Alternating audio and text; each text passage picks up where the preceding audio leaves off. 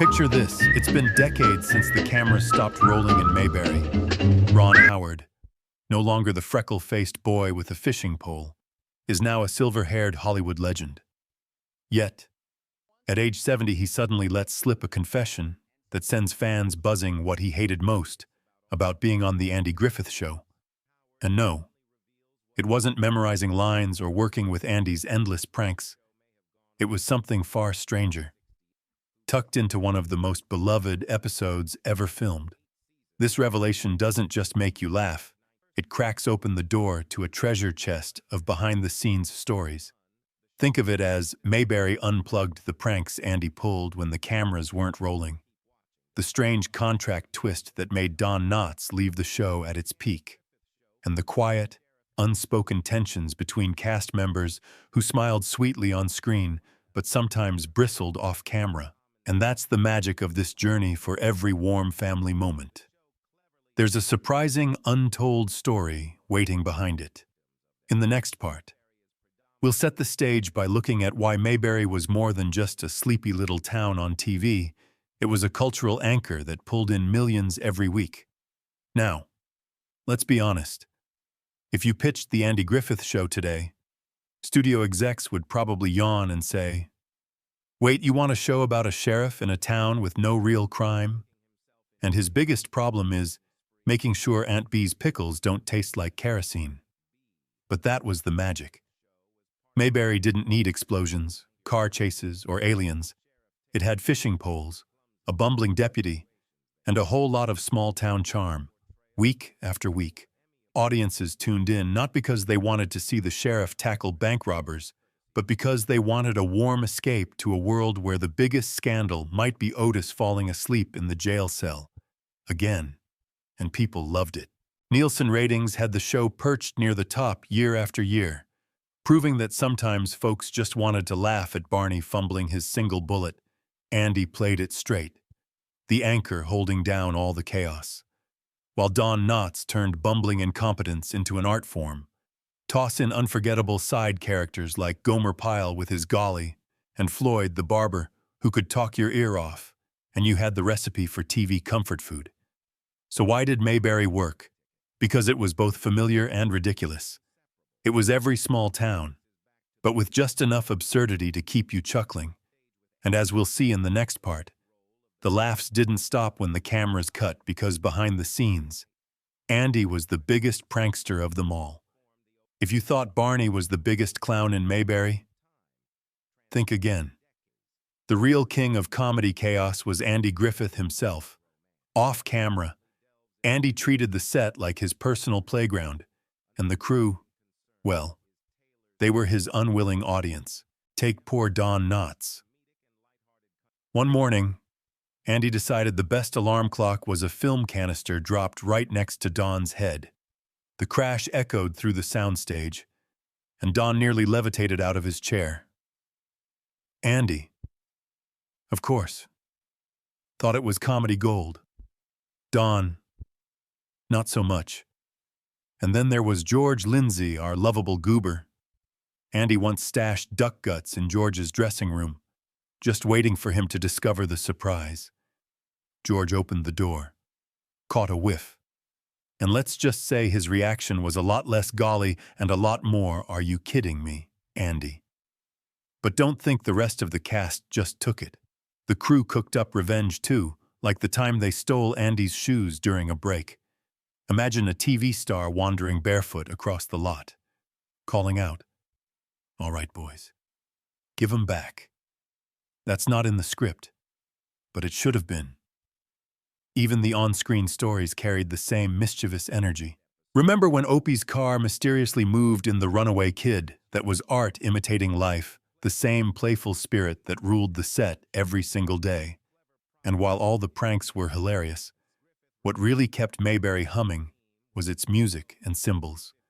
That's where we're headed next, the whistle, the stone, and the quirks that made the show unforgettable. Close your eyes and think of Mayberry. What do you hear? That cheerful little whistle, the fishing hole. It's so simple you'd think it was scribbled on a napkin. And actually, it almost was. The theme was written in just about 15 minutes. Andy even recorded a full version with lyrics, though thankfully the whistling stuck, because nothing says small-town charm like a tune you can't get out of your head while mowing the lawn. And then there's the opening shot, little Opie skipping along with his fishing pole, tossing a rock into the lake. Sweet. Right here's the kicker: Ron Howard was only 6, and his aim was, let's just say, questionable. So a crew member actually hid in the bushes to throw the stone for him. Every time you see that perfect splash, remember, it wasn't Opie, it was some grown man crouching with good aim and probably sore knees. But the magic wasn't just in the sound and the stone. Andy's tiny nod in that opening scene, barely a tilt of the head, spoke volumes. It was a silent good job, son, both on screen and in real life.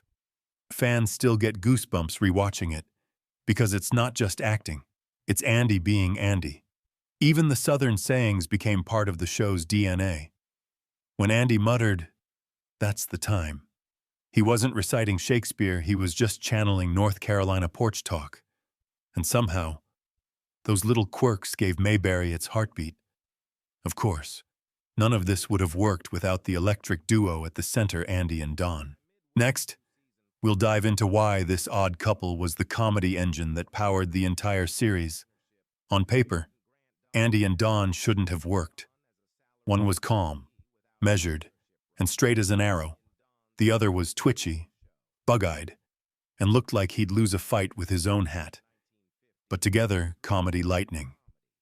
It all started back in No Time for Sergeants, where Don played the nervous sidekick, and Andy, the lovable country boy. When the Andy Griffith Show launched, they flipped the script. Andy became the calm, straight man, letting Don unleash his full arsenal of awkward genius.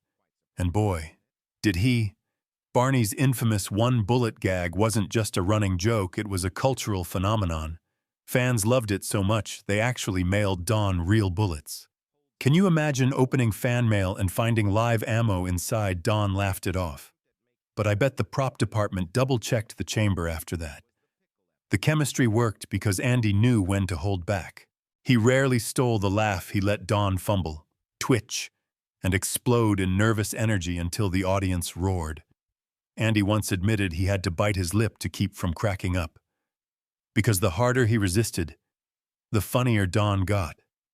Together, they created the heartbeat of Mayberry, a sheriff who kept his cool and a deputy who lost his mind over a jaywalking chicken. And as perfect as they were on screen, the story off-screen about contracts, choices, and Don's shocking exit was just as dramatic. For a show that kept things so wholesome, romance in Mayberry was anything but smooth. Take Ellie Walker, the town's first official love interest for Andy. Played by Eleanor Donahue, she was talented, charming, and beautiful, but the chemistry just wasn't there. After a single season, Ellie quietly packed her bags, and the writers acted like she'd never existed. Mayberry apparently runs on the don't ask, don't tell policy when it comes to ex-girlfriends. Then came Annetta Corso as schoolteacher Helen Crump. Funny thing, her role was originally supposed to be temporary, just a one-off. But audiences liked her. Andy liked her. And suddenly, Helen wasn't just grading Opie's homework, she was grading Andy's love life. Rumors flew fast. Was the on-screen romance bleeding into reality? Fans whispered. Tabloids speculated. And the cast? Well, they didn't exactly deny it. And not all was rosy behind the camera either. Frances Bavier, sweet Aunt Bee on screen, was notoriously prickly off-screen. She and Andy clashed often, creating a chilly tension that only thawed years later when she reached out to reconcile. For fans, it was a reminder that even Mayberry's favorite aunt wasn't always serving warm apple pie. Still, love, real or scripted, added layers to the show. It made Andy more than just the straight-faced sheriff. It made him human, and when Don left, and the business side of the show reared its head, that humanity would be tested in ways no fishing trip could fix. Here's where Mayberry's easygoing charm hit a brick wall called show business. From the very beginning, Andy had insisted on owning half the show, a bold move that made him both the star and the boss. It was a smart play, but it also meant he called a lot of the shots. Don Knotts, meanwhile, had signed a 5-year deal. The plan was simple: 5 seasons. Then Andy would step away, and Don could chase new projects. But Hollywood has a funny way of moving the goalposts. When CBS begged Andy to keep the show going past season 5, Don was already deep into talks with Universal Pictures. He had movies lined up, contracts signed, and a career to build beyond Barney Fife. Fans begged him to stay. And Don even considered coming back on one condition. He wanted a piece of the ownership pie, just like Andy. But the producers weren't budging. No deal, no bullet in the chamber. Just like that, Don walked, leaving behind a role that had earned him multiple Emmys and a permanent spot in TV history. It wasn't bitter, though. Andy and Don stayed friends for life. Proof that sometimes business can't break true chemistry. Still, you can't help but wonder if the contracts had gone differently. How many more years of Barney Fife's nervous gun handling would we have gotten? And while contracts shaped careers, props and running gags shaped the legend. From squad cars to calendars that never moved, Mayberry's details were as quirky as its characters. That's what we'll explore next. For all the heartwarming moments Mayberry gave us, some storylines stayed strangely silent. Take Opie's mom. She's barely mentioned, never shown. And fans spent years scratching their heads.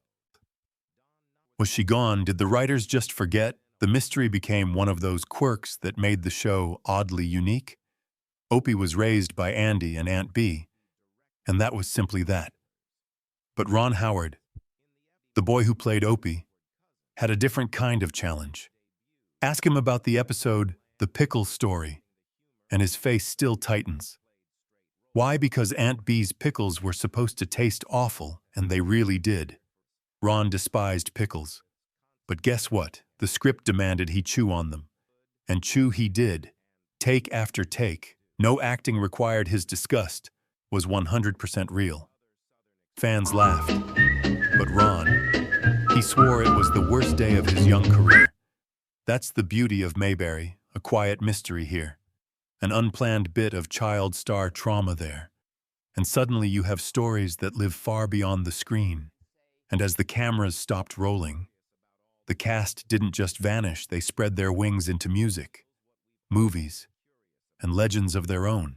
Looking back, The Andy Griffith Show wasn't just a sitcom, it was a slice of Americana. Bottled up and preserved in black and white and later in color, it gave us belly laughs through Barney's fumbles, quiet wisdom through Andy's calm demeanor, and a sense of belonging through the quirky townsfolk of Mayberry. Off-screen, it delivered stories of pranks, friendships, contract battles, and even the occasional pickle-induced trauma. What makes it timeless is that delicate balance between heart and humor. It showed that you didn't need explosions or high drama to captivate an audience. Sometimes all it took was a fishing pole, a whistle, and a father's nod to his son. The cast may have moved on, but their legacy still lives in reruns, reunion specials, and the fond memories of millions who grew up or grew old watching Mayberry. Now, I'd love to hear from you. What's your favorite behind-the-scenes fact? Was it Andy's prankster streak, Don Knotts' one-bullet gag, or Ron Howard's hatred of pickles? Drop it in the comments below. And if you want more untold stories from classic TV, make sure to hit that subscribe button and ring the bell, because we've got plenty more secrets from the golden age of television coming your way.